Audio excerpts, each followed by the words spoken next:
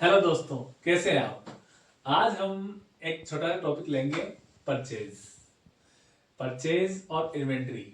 Purchase और inventory का दोनों दोनों का चोरी दामन का साथ है। इसमें क्या होता है, परचेज क्या होता है कि परचेज करना तो सब जानते हैं, पर उसको इन्वेंट्री को मैनेज करना कोई नहीं जानता। और जो इन्वेंट्री को मैनेज करना जानता है उसको नेगोशिएशन करना नहीं आता, उसको नए वेंडर फाउंड करना नहीं आता, उसको कैसे वेंडर्स को मैनेज करना है, कैसे उनसे बातचीत करनी है, कैसे नेगोशिएट करना है। ये भी एक बहुत बड़ा मैनेजमेंट का पार्ट है। इसको भी ये भी एक कला है एक तरह से, इसको हर कोई नहीं कर सकता। इसकी मैं कुछ ट्रिक बताऊंगा आपको, किस तरह से आपको वेंडर को ढूंढना है और किस तरह से आपको वेंडर को फाइंड करके और उससे कम से कम प्राइस के अंदर ये चीज जो भी आप परचेज कर रहे हैं उसको नेगोशिएट करके और उसको आप परचेज कर सकते हैं। क्या होता है कि एक ही प्रोडक्ट की 10 कंपनियां होती है। 10 कंपनियों में से आपको चूज करना पड़ता है कि कौन सा प्रोडक्ट आपको लेना है और किस रेट पे लेना है। क्योंकि अपन कई बार क्या होता है, ऑर्डर कर देते हैं कि हमको ये माल चाहिए, तो दूरी के अकॉर्डिंग प्लस आपकी डिमांड और आपकी रिक्वायरमेंट के अकॉर्डिंग रेट भी तय होती है। तो इस तरह से आपको जो वेंडर है सबसे पहले चूज करना पड़ेगा, कौन सा वेंडर आपको बेटर रहेगा, कौन सी कंपनी आपको बेटर रहेगी। इसके लिए सबसे पहले तो 3 पॉइंट दे रखा हूं मैं: inventory management, purchase management and vendor management. सबसे पहले तो हम लेते हैं वेंडर मैनेजमेंट। वेंडर मैनेजमेंट इसलिए ले रहा हूं क्योंकि ये थोड़ा सा एक इंटरेस्टिंग टॉपिक है कि वेंडर से कैसे बात की जाए। वेंडर मैनेजमेंट में क्या होता है, सबसे पहले तो आपको ऑन डिमांड आपको कोई चीज मशीनरी खरीदनी है, कोई मेडिसिन खरीदनी है, कोई इंजेक्शन खरीदना है, कुछ भी खरीदना हो, सबसे पहले तो आप वेंडर को फाइंड करेंगे।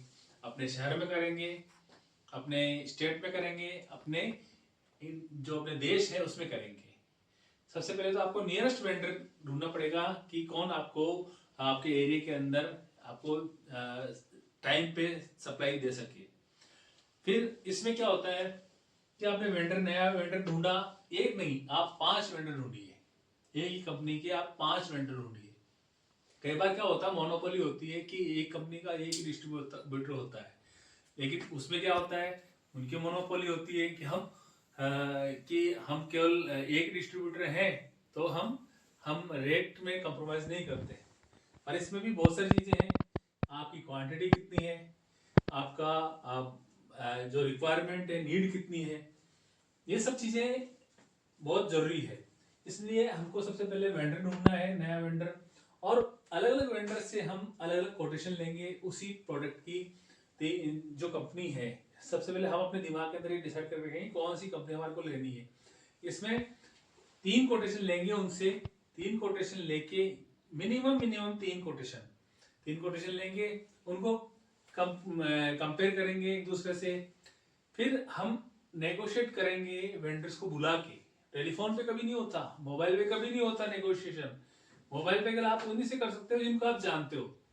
आप वेंडर मीटिंग कीजिए, वेंडर मीटिंग करेंगे, वेंडर आएगा, अपने प्रोडक्ट का सैंपल भी लेके आएगा, आपसे मीटिंग करेगा, बात करेगा, आपका ऑर्गेनाइजेशन देखेगा, आपको अलग ही इंप्रेशन जाएगा। जैसे ही वो देखेगा फिर आपसे बात करेगा। अच्छे से हेल्दी मीटिंग कीजिए और नेगोशिएट कीजिए कि हमको कितना डिमांड, कितनी हमारे को मटेरियल चाहिए, आप कितनी सप्लाई कर सकते हैं, कब कर सकते हैं, कितने टाइम में कर सकते हैं, कहीं मेरे को अर्जेंट हुआ तो मेरे को आप प्रोवाइड करा देंगे। या और सेकंड थिंग, पेमेंट की बात आप साथ में साथ कर लीजिए कि आपकी उनकी पॉलिसी क्या है, किस तरह से आप पेमेंट करेंगे और किस तरह से हमारा और आपका हेल्दी इन्वायरमेंट रहेगा। ये कोटेशन हो गई। इसके बाद में नेगोशिएशन भी हो गया। इसके बाद में हम रेट फाइनलाइज करेंगे, भाई हमको तीनों में से कौन सा वेंडर बेटर लगा, किसका मार्केट के किसकी ग्रोथ अच्छी है, किसकी वैल्यू बढ़िया है और किसकी डिमांड बढ़िया है, किसकी कंपनी बढ़िया है। इस चीज को हम एक साथ रखेंगे और फिर हम इसकी रेट फाइनल करेंगे। रेट फाइनल करने के बाद जो हमारे को कम से कम प्राइस में देगा और अच्छा मटेरियल देगा, अच्छी कंपनी देगा, वही हम हमारा अच्छा वेंडर होगा। इस तरह से हम एक वेंडर मैनेजमेंट कर सकते हैं अच्छे से अच्छे तरीके से, और हमारे को अच्छे से अच्छा प्रोडक्ट और कम प्राइस के अंदर हमको मिल सकता है और हमारी ऑर्गेनाइजेशन को हम प्रॉफिट के अंदर ला सकते हैं। ये तो हो गया हमारा वेंडर मैनेजमेंट। अब एक आता है परचेज मैनेजमेंट। परचेज मैनेजमेंट भी ऐसे ही नहीं होता। परचेज मैनेजमेंट के अंदर क्या होता है कि सब कुछ होता है, यही चीज होती है, कोटेशन होती है। इसके अंदर हमको क्या है कि हमारा एक सिस्टम होता है पूरा, कि हम उस सिस्टम को फॉलो करते हुए ही ये परचेज कर सकते हैं। कोई भी कंपनी होती है एक टाइम लेती है किसी भी चीज का।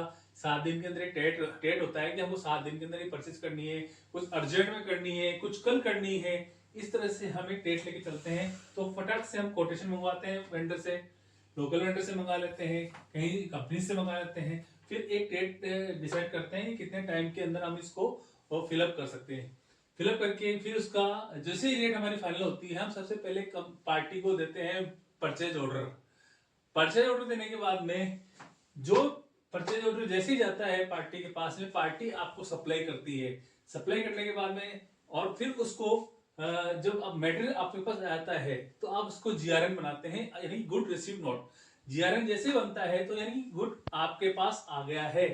बाद में उसकी चीजें होती है कि उसको कहाँ डिस्ट्रीब्यूट करना है, फिर उसको आपको कहाँ पे उसको उस वेंडर को कब पेमेंट करना है, सारी चीजें उसके बाद में आती है। ये एक तरह का एक प्रोसेस है पूरा, और इस प्रोसेस को ही हर कंपनी अपनाती है। चाहे आप यूनिवर्सिटी ले लो, हॉस्पिटल ले लो, चाहे कोई सी भी कंपनी ले लो।